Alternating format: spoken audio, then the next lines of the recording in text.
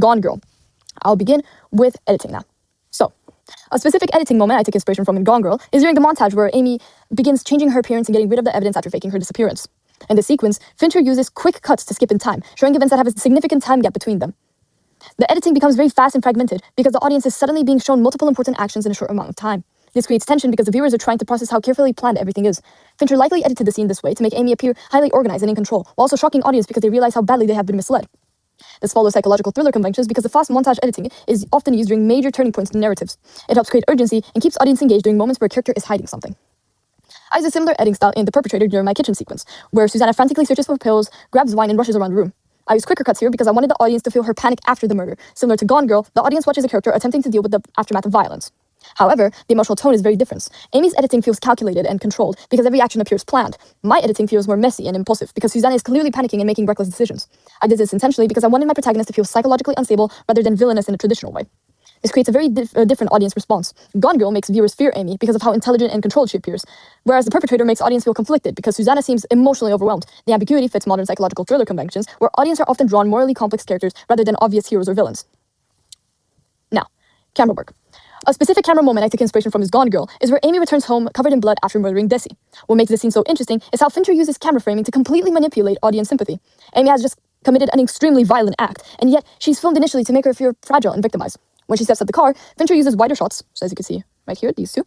Fincher uses wider shots to show the media crowd surrounding her. This immediately makes her appear small and overwhelmed, almost like prey being watched. The flashing cameras and reported create chaos around her, but Amy still remains the main visual of the frame. This positioning encourages both the media within the film and the real audience to focus entirely on her as a victim. Fincher then moves into closer shots when she collapses into Nick's arms. This one right here. These close-ups are incredibly intimate because they force audience to focus on her facial expressions. That's a bad screenshot, pardon. Blood-covered up appearance and physical vulnerability.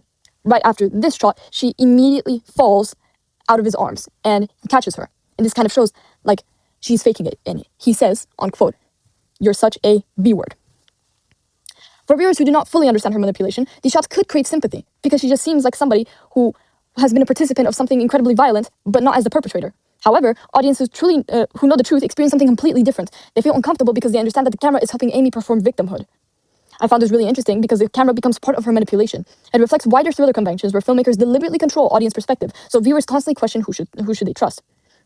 I used a very similar idea in The Perpetrator during my opening police sequence. At the beginning of the opening sequence, I used a wider shot of Susanna standing alone under red and blue police lights. Similar to Amy's return scene, I wanted her to initially appear isolated and vulnerable. The audience sees this lone female figure surrounded by the aftermath of violence, which could initially make them assume that she's the victim. However, I completely shift the audience perception through my extreme close-up of her bloody hand. This mirrors what Gone Girl does, because both films use camera framing to slowly reveal that these women are far more dangerous than they initially appear. I made this choice because I wanted audiences to question how quickly they make assumptions about women in crime narratives. Female characters are often immediately positioned as victim within thriller films, and both Gone Girl and The Perpetrator challenge that stereotype. This strongly appeals to my target audience because younger viewers often enjoy morally complicated female characters that break traditional stereotypes.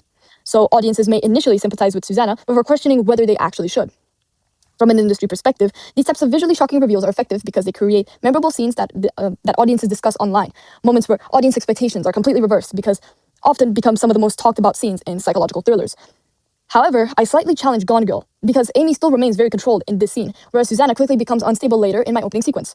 I wanted my character to feel more psychologically vulnerable, which creates more ambiguity whether the audience should fear her or maybe empathize with her. Now, for mise en scène.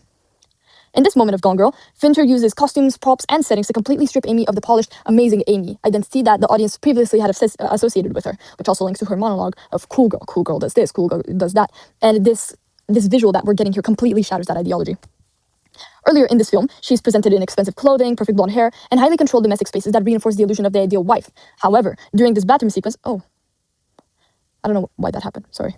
However, during this bathroom sequence, she wears an oversized gray t-shirt, her hair is messy and partially covering her face while she's cutting it, and she is surrounded by dirty, tilted, tiled walls, harsh fluorescent lighting, and stained walls. The setting feels cold and unpleasant, which visually reflects her moral decay as the audience realizes how calculated she truly is. The prop of the scissors become particularly significant because something usually associated with grooming and femininity is instead used as a tool to erase her former identity. This strongly links to the perpetrator,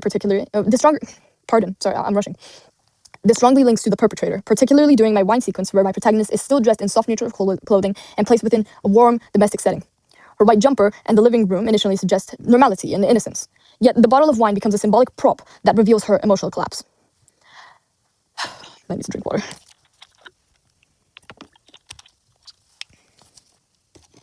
Similarly, in my hallucination sequence, blood covering her hands transform an ordinary bathroom into a psychological crime scene.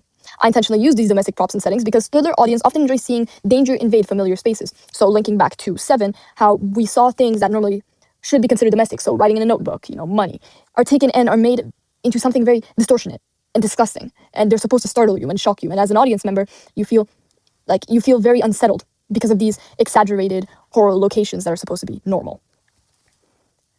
A strong similarity between both texts is the contrast between the female appearance and violent behavior.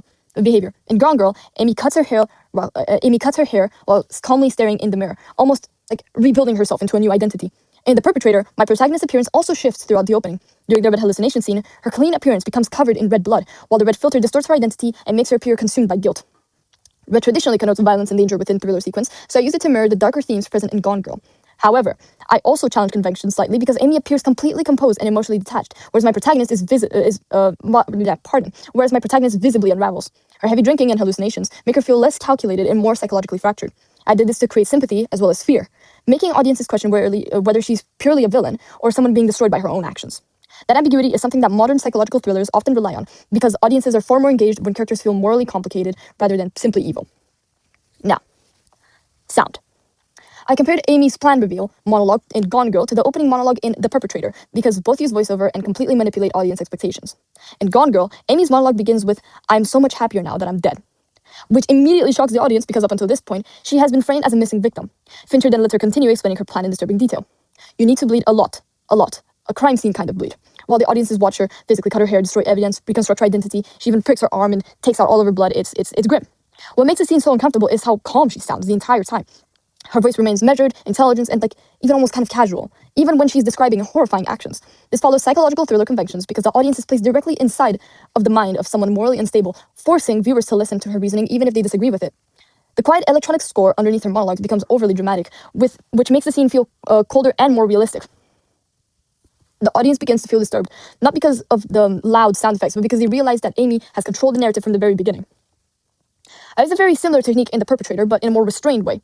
My monologue begins with, "People love these stories. A bad thing happens, and everything becomes about the damage left behind."